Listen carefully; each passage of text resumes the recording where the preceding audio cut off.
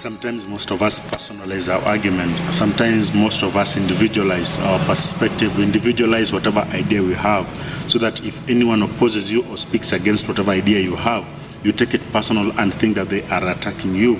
So you resort to attacking their character, you resort to attacking their personality, you resort to attacking them as individual and not necessarily the idea or helping them understand whatever perspective it is that you have.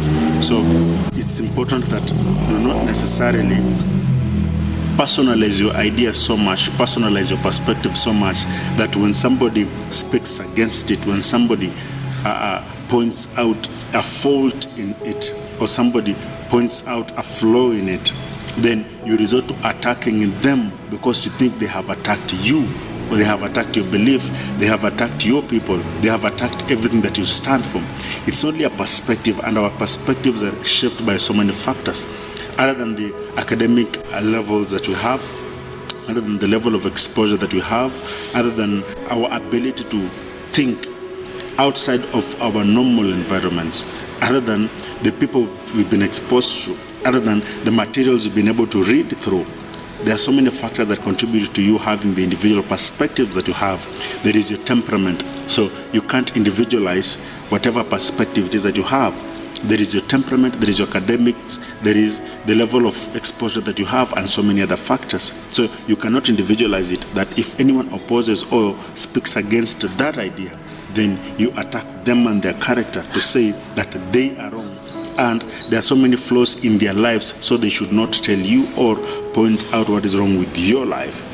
Be able to argue based off of the perspective, the idea, because we think not based on, because we think and exchange ideas based off of the perspectives, the ideas, the lives we've been built, the people we've been raised around, and not necessarily the individual person.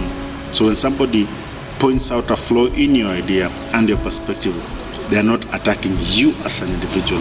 They are only showing their experience as well. They are only looking at their exposure as well. They are only giving you their perspective based off of their side of life. So don't attack their personality to show how wrong they are, because you may be wrong. And given that you think that you being wrong means you are wrong on one and you'll be wrong on so many other factors, then you will attack them and not necessarily the idea. If somebody says you're wrong, look at what level of my perspective is one-sided.